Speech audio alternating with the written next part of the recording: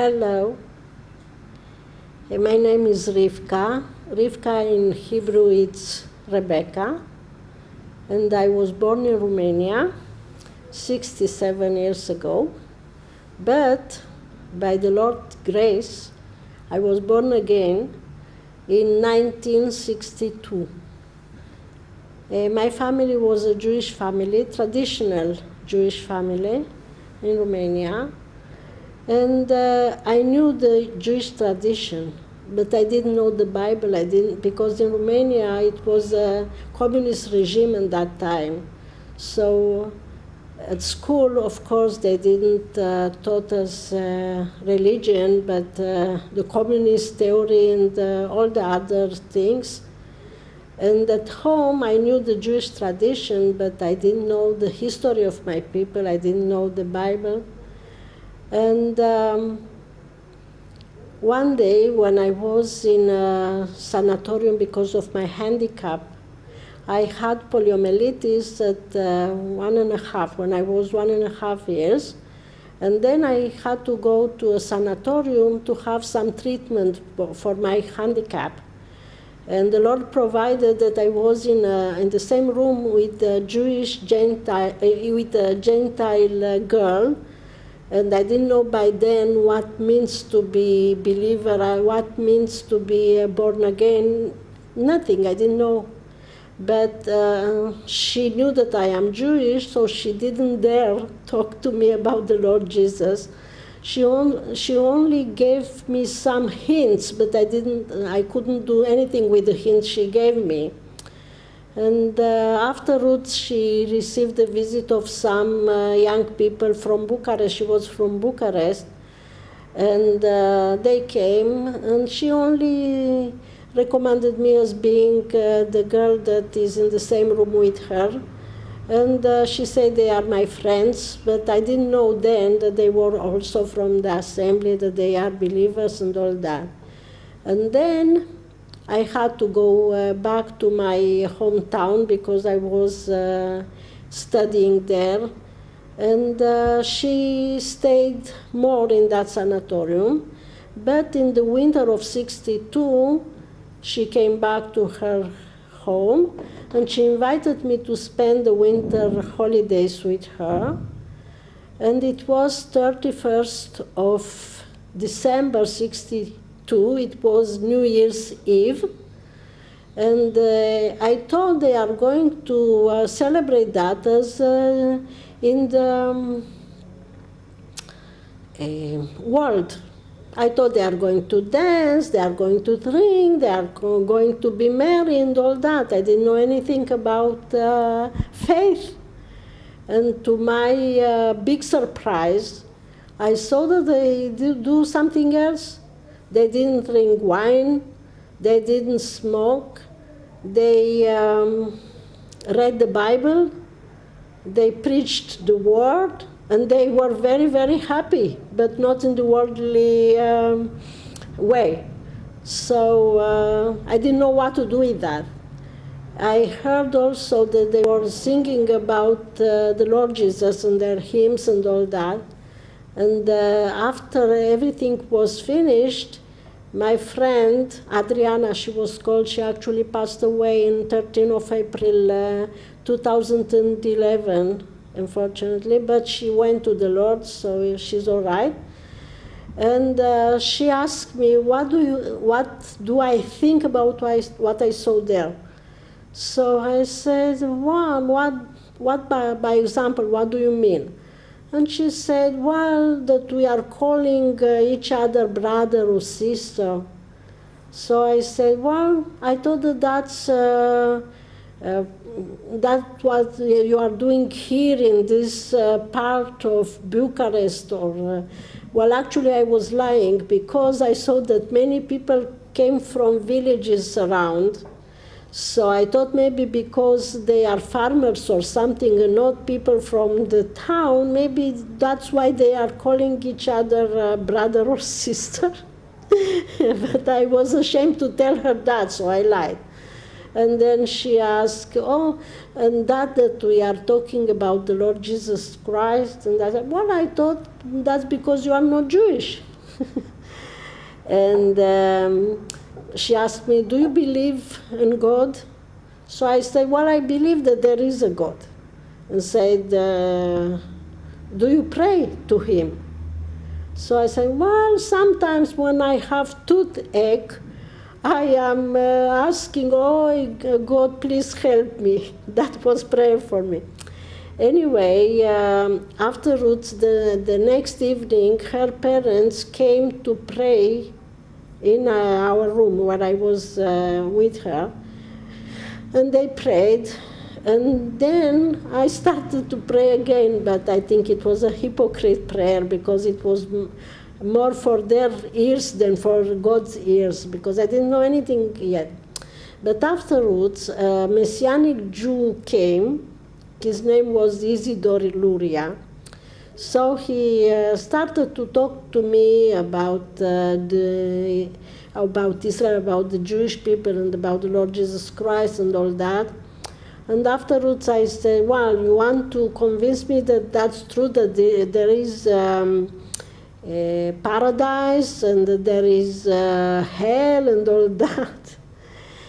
But afterwards I went to a meeting as well with them, and I started to believe, but it was something very, very simple, not enough, but still it was a start. And I wanted a Bible, but I couldn't have, because in that time it was very difficult to get a Bible in Romania.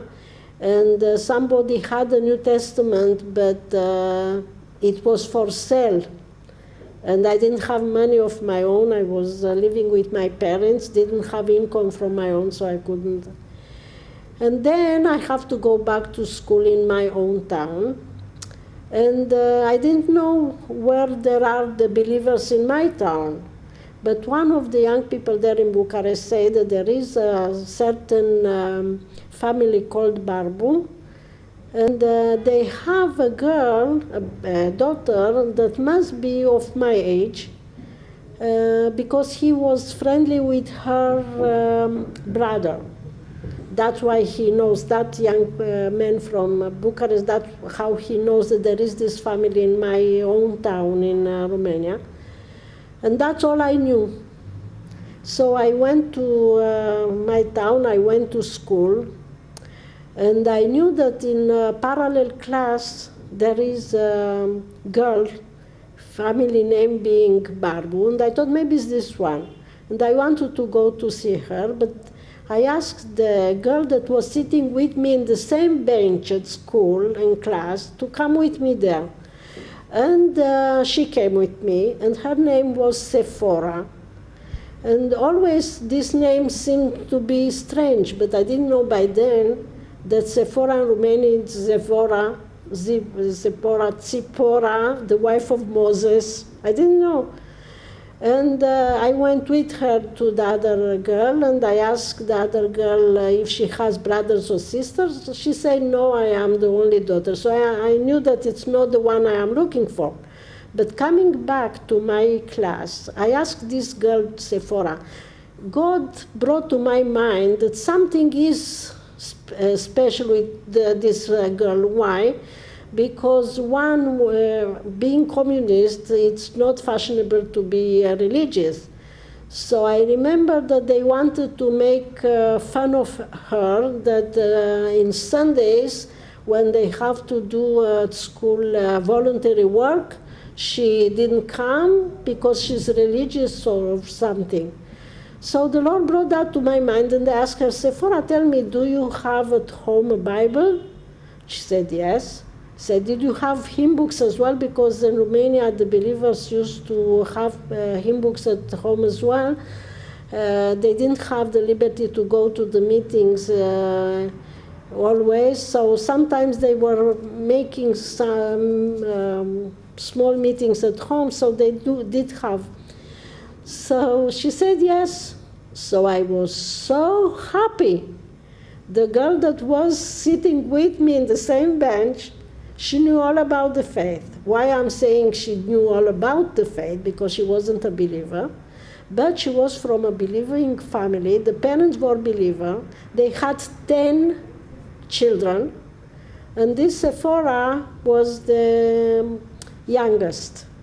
But of course, she knows what the assembly means, she knows what meetings are, and I asked her to take me to a meeting, to the assembly, and it was very, very, very nice. Afterwards, I discovered another girl, believing girl in the same school, and she used to bring me verses from the Bible written, because she didn't have a Bible for me, but that was I was feeding on. Anyway, what the Lord did, they demolished our house, because it was belonging to the state and not ours, and they gave us another house just next that Barbu family, the believers that I was looking for their daughter. So here they are next to our house. So then I met them, and but meanwhile my parents noticed that something has happened to me, that I was changed. And when I came from Bucharest, I didn't have a Bible, but I had brochures with the Gospel of John, only the Gospel of John. So I was reading that, and I knew, I think, 10 chapters by memory, because that was all I had. Anyway, my parents caught me with those brochures, so they threw them away, and they understood that something is wrong with me, because when I came, I told them that this family repented and they are believers, so didn't do anything to them. But when they saw that I am changed, they started to check on me. They started to check the letters that I wrote to the girl in Bucharest, Adriana, the believer, and all that. So it was very, very bad. Anyway, on a Saturday, because Sunday, the meetings are in Sunday morning. So and it was not studies at school in Sundays. I went. When my mother was not at home, I went to this family to read a little bit from the Bible at least. And they were preparing to go to the meeting, and I wanted to go with them, but I was afraid, so I came back. But when I came back home, my mother came, and she knew where I was, and she started beating me. Anyway, it's only a little example of the things that a believer Jew has to go through, because the family doesn't understand, and well, it's quite normal that they don't understand, but it's a long story, so I'm not going to tell the whole story, but it was very difficult that I didn't have the possibility to go to meetings. And then we wanted to emigrate to Israel, so my parents made all the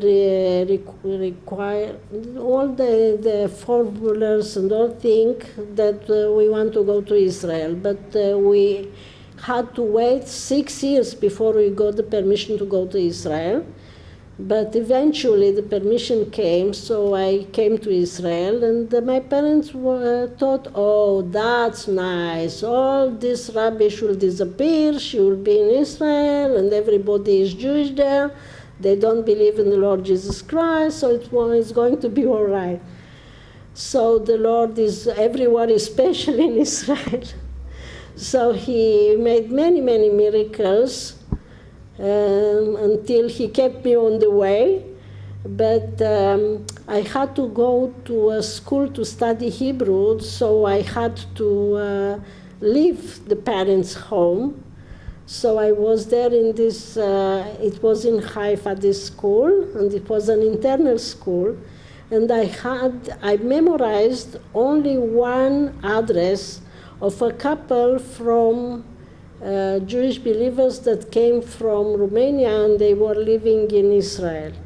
So I wrote to this couple, and I said that I am in near to Haifa, and they asked a Jewish believer from Haifa, to come and see me, to visit me at this school. And she took me to the assembly in Haifa, and then in 29th of August, 64, I was baptized. And in that time, it was a Saturday, and I was baptized in the Sea of Galilee at Tiberias. And because it was a public shore, many people were there to swim and all that, so it was a journalist from a very serious journal in Israel, and he wrote an article. I have the copy until now, and in that article it was written that the Messianic Jews are about 250. So in 64 it was 250. And thank God now we are between 7,000, 10,000, I believe. Now I don't know all the believers in Israel, and I'm very glad about that, because in that time I nearly knew all the believers. And thank God the Lord was very, very faithful. I wasn't so faithful, but He held my hand, and until now I still with Him, and that will be forever. And thank God I belong to a good assembly, and I am waiting for His coming.